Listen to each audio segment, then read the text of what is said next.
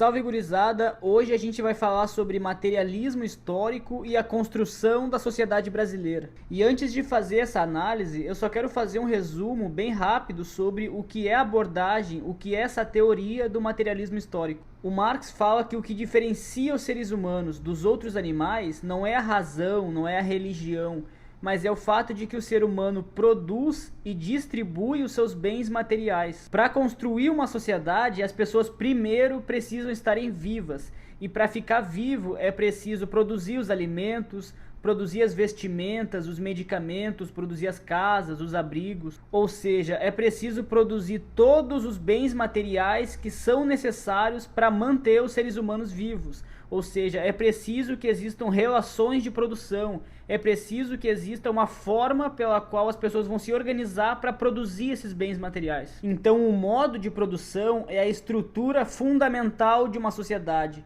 é a forma histórica pela qual aquela sociedade se organiza para produzir e distribuir os seus bens materiais. Então, dentro do modo de produção, a gente vai ver qual é a classe que é proprietária dos meios de produção, das terras, das ferramentas, das máquinas, da tecnologia, das fábricas, das indústrias. A gente vai conseguir analisar quem é o proprietário dos meios de produção, quem não é o proprietário, quem trabalha para quem. A gente vai ver quem controla a produção, quem se apropria do excedente que é produzido. No modo de produção feudal, por exemplo, existe um regime de autoconsumo, em que o próprio servo, o camponês, ele produz aquilo que ele vai vestir, ele produz aquilo que ele vai se alimentar. Então não existe uma economia de mercado, a produção ela é orientada e conectada junto com o consumo. Diferente de uma economia capitalista, onde tudo é produzido para ser vendido, tudo é produzido para ser trocado. E na Roma antiga, a forma de trabalho, por exemplo, era baseada em grande parte na escravização de pessoas que perdiam a guerra, por exemplo. Então, grande parte dos trabalhadores eram escravos. Na Idade Média já não é escravidão, mas é a servidão, porque grande parte dos camponeses não tem acesso aos meios de produção, então eles prestam um serviço em forma de servidão. Eles trabalham 3 dias para si mesmo e 3 dias diretamente para o dono daquela terra. No capitalismo não tem nem escravidão e nem servidão. A forma típica de trabalho é o regime assalariado, no qual o trabalhador é livre para vender a única mercadoria que ele tem, que é a força de trabalho em troca de um salário. Então todos esses elementos são a estrutura econômica de uma sociedade. Todos esses elementos fazem parte de um determinado modo de produção, e esse modo de produção é a estrutura fundamental de uma sociedade. E o Marx vai dizer que a partir dessa estrutura econômica vai ser construída uma superestrutura jurídica, política, estatal, militar, ideológica, para proteger e conservar essas relações de produção. Ou seja, a partir de uma base econômica é construído um aparato estatal, jurídico, político, ideológico, é construído aquilo que é certo, o que é errado, o que é bom, o que é mal, é construído o direito, o que pode, o que não pode. Tudo isso a partir de certas relações de produção. Então vamos analisar a sociedade brasileira que se construiu a partir de 1500 por meio da ótica do materialismo histórico. Desde 1500, o Brasil não foi construído para si mesmo, ele foi construído com objetivos externos, é voltado para fora do país que foi construída a sociedade brasileira. Então é com o objetivo exterior, voltado para fora do país, que é construído o Brasil. E é justamente com o objetivo de fornecer pau-brasil, açúcar, ouro, algodão para a sociedade europeia que vai ser construída a sociedade brasileira. E inclusive o próprio nome do nosso país, ele decorre de uma matéria-prima a ser enviada para a Europa, que é o pau-brasil, que era uma árvore que as pessoas extraíam tinta para pintar tecido. Então o próprio nome do nosso país, ele decorre de uma matéria-prima a ser extraída daqui e enviada para a Europa. Primeiro foi o pau-brasil, depois os engenhos de açúcar, depois o ouro, depois o café, e hoje em dia é a soja e o milho. E com o passar do tempo, o que muda são os produtos a serem exportados, mas a estrutura de poder se mantém. E é uma estrutura de poder baseada na concentração de terra e de riqueza nas mãos de uma minoria.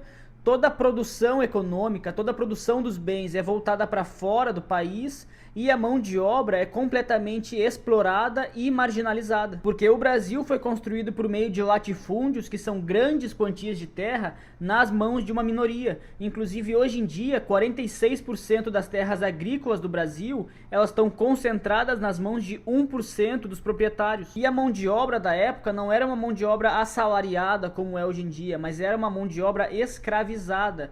Então o Brasil era uma grande empresa de extrair matéria-prima por meio do trabalho escravo para enviar para a Europa e para enriquecer essa minoria de latifundiários que eram proprietários dos meios de produção. Então essa era a estrutura econômica da época. Esse é o modo de produção colonial escravista que foi construído no Brasil a partir de 1500. Então essa é a base econômica a partir da qual vai se construir um aparato jurídico e político, todo um aparato estatal para proteger essas relações de produção, para defender essa ordem econômica estabelecida. E até hoje a máquina pública, a polícia, as leis, o direito, as forças armadas, os tribunais, eles atuam para defender as relações de produção capitalistas que foram construídas a partir desse modo de produção colonial escravista. Então existe uma transição do modo de produção colonial escravista para o modo de produção capitalista no Brasil, mas a estrutura de poder continua refletindo relações de produção baseada na dominação de uma classe pela outra. E o Estado, ele é essa superestrutura que é controlada pela classe dominante. O Estado nunca é um órgão neutro a serviço da maioria. O Estado, ele é sempre capturado, ele é sempre controlado pela classe dominante. Na época do Brasil colonial, o Estado, ele era um instrumento daqueles latifundiários, donos das terras, donos dos escravizados. Era deles o poder político, eles que comandavam a política, a economia, o direito, e todas as relações sociais que existiam no Brasil colônia eram comandadas e ditadas pelos senhores de terra. Então o direito, ele sempre opera a serviço de uma determinada classe. Então, por exemplo, em 1850 foi criada a Lei Eusébio de Queiroz, que foi uma lei que proibiu o comércio de escravos. Então já não podia mais no Brasil comprar ou vender escravos, não ia mais chegar nenhum escravo vindo da Europa para trabalhar no Brasil. Essa lei foi assinada em 4 de setembro de 1850. E curiosamente, 2 semanas depois, veio a Lei de Terras. E essa lei fez com que não fosse mais possível adquirir terra por meio da ocupação.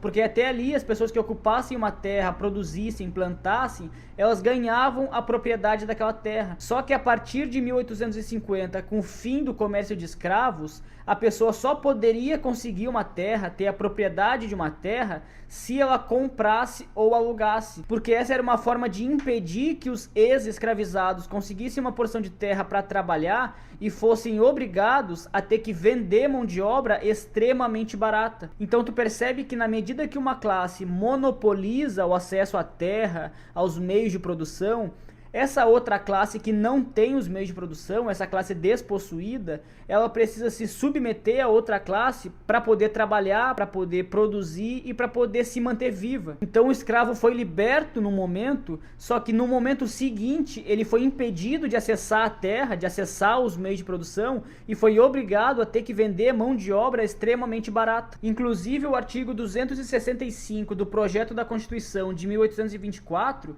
vai dizer que o governo reconhece os contratos entre os senhores e os escravos e vai vigiar para sua manutenção. Ou seja, vocês percebem que o aparato político, jurídico, ele é sempre dominado pela classe que é proprietária dos meios de produção. E o Estado, ele é sempre um instrumento dominado por essa classe. E o Estado é sempre dominado por uma elite que vai atender aos interesses dessa elite. Essa mesma Constituição de 1824, ela só permitia que votassem as pessoas que declarassem uma renda superior a 100 mil contos de réis, que na época era muito. E inclusive para se candidatar a um cargo para o Estado, tu precisava demonstrar uma renda superior a 400 mil contos de réis. Então isso fica evidenciado que todo o aparato estatal, jurídico e político, ele é orientado, ele é submisso aos interesses de uma classe dominante. E o que é ainda pior é o fato de que as transformações que aconteceram no Brasil, deixando de ser Brasil colônia para ser um império e depois para ser uma república,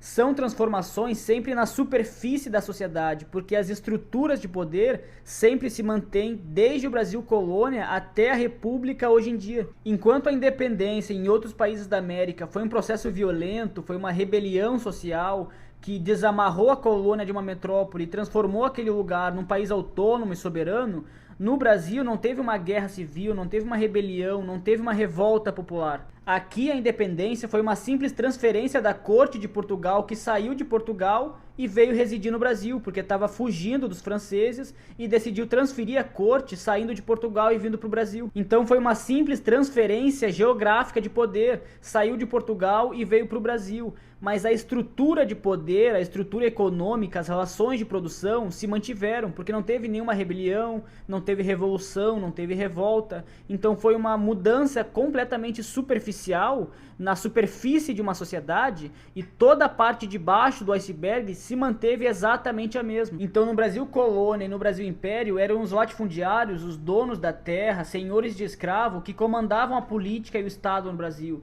Só que hoje na República o processo é exatamente o mesmo, porque são os mesmos barões do agronegócio que continuam controlando a política e o Estado brasileiro. Então hoje, dos 513 deputados, mais de 250, cerca de 300 deputados, são deputados da bancada ruralista, que vai defender os interesses do agronegócio, vai autorizar o agronegócio a destruir floresta, a destruir Mata Atlântica, a matar os povos indígenas, a matar o povo quilombola, para fazer plantação de soja, para exportar para os Estados Unidos, para o Canadá, para Portugal, para a Alemanha, para a China. Então o Rubens Ometo, por exemplo, que é um dos grandes barões do agronegócio desse país, ele doou para a campanha de mais de 160 candidatos no Brasil inteiro. Ele gastou mais de 5 milhões de reais fazendo financiamento de campanha e conseguiu eleger 71 candidatos. Os barões do agronegócio vão lá, financiam campanha, o candidato é eleito, e quando esse deputado é eleito e está lá no parlamento, ele vai defender os interesses do agronegócio. Ele vai defender que o agronegócio possa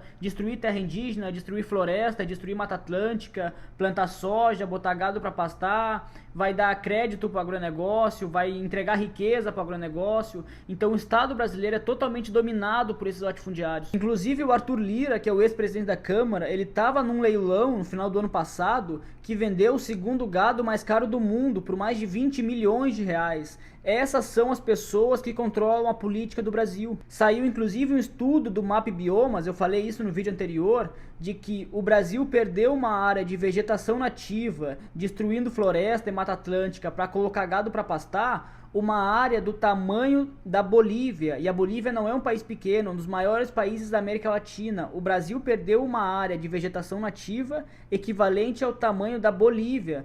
Tudo isso graças ao agronegócio predatório, diabólico e destrutivo que está destruindo as florestas no Brasil inteiro para plantar soja, para engordar porco lá no Vietnã, lá na Rússia, lá na puta que pariu. Vamos pegar uma grande empresa do agronegócio que é a Suzano, uma empresa que produz celulose, que é a matéria-prima do papel. É uma empresa que destrói o meio ambiente, produz a celulose para exportação, ou seja, o povo brasileiro sequer consegue ter um acesso a um papel barato. Essa empresa vai vender milhões de reais em celulose e não vai pagar R$1 de imposto, porque o agronegócio, quando exporta a matéria-prima, é isento de imposto. Enquanto todo mundo paga imposto para tudo no Brasil, o agronegócio é isento de imposto. E os acionistas do agronegócio, eles vão pagar 10% de imposto, enquanto o trabalhador paga 20%, 30% de imposto, 27% de imposto de renda.